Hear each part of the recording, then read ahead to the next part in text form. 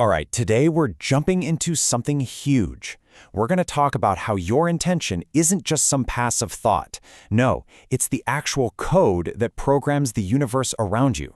So let's break down what that really means. Okay, so let's just start with this big question. I mean, have you ever felt like the universe is just random? You know, chaotic, totally indifferent to you and your life. It's a pretty common way to see things, right? Just a bunch of stuff happening for no real reason? But what if that's completely wrong? The whole idea we're digging into today turns that on its head. It says the universe isn't indifferent at all. It's responsive. Yeah, it's actually listening. And it's reacting to something that's coming directly from you.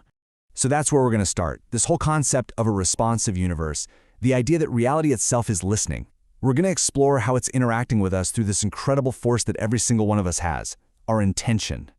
So, what even is intention, really? It's so much more than just a wish or a fleeting thought. It's an act. It's that specific moment when your consciousness makes a firm decision. Yep, this is what's going to happen. And then, and this is the key part, it commits energy to that decision. It's basically an active, energetic command you're sending out. And this is such a great way to see the difference. On one side, you've got desire. It's passive, right? It's just an idle wish, kind of hoping things will work out. It fades pretty easily. But then you look at intention. That's active. That's directed will. It's where you commit your energy to making something happen. And that is what actually reshapes your life, not just sitting around wishing for it. Okay, so if intention is really this powerful, then how does it work? Like, what are the mechanics behind it?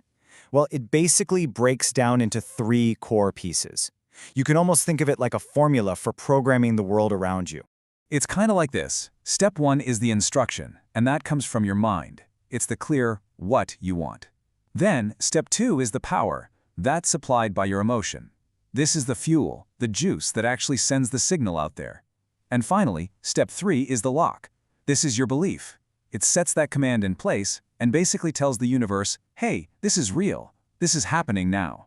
And the key is, all 3 have to be working together.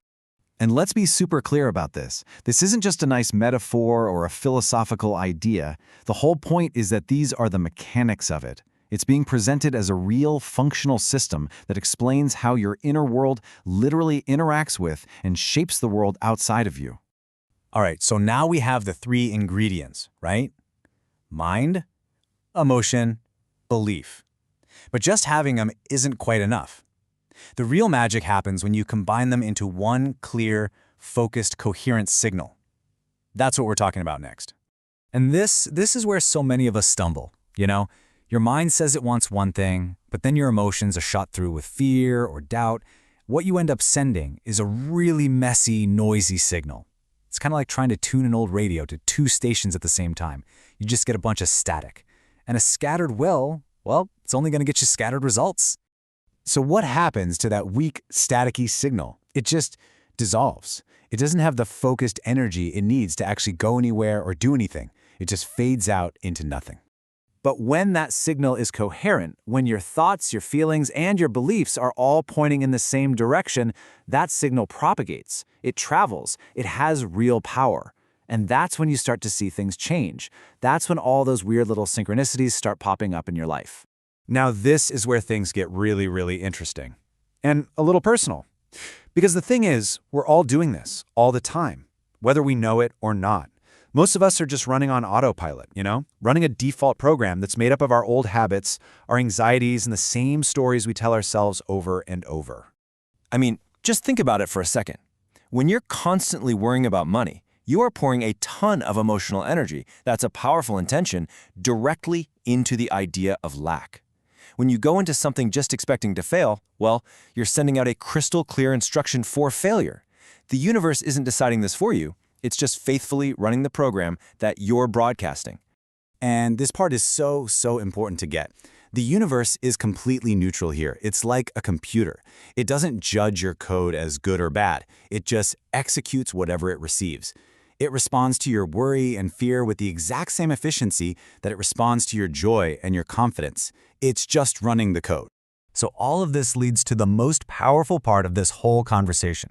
Because if we've just been running a default program without realizing it, well, that means we can learn to become the programmer.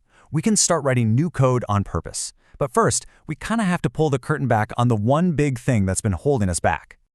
So, according to the material we're looking at, this whole idea isn't new at all. The understanding that intention is basically a programming language, well, the elite, the inner circles, they've known about this and used it for a long, long time.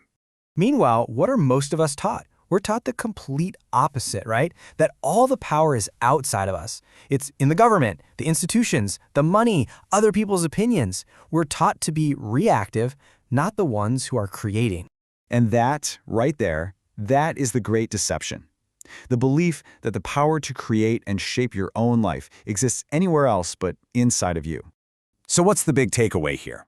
It's simple. You don't need anyone's permission to do this. You don't have to be special. You don't need to be chosen. The only thing you need is awareness. Just awareness of your own thoughts, your emotions, your deepest beliefs. Awareness of the intentions you're broadcasting out into the world moment by moment. And that leaves us with one last really important question. If your intention truly is the code, if every focused thought and every strong feeling is another line you're writing, then what are you programming right now?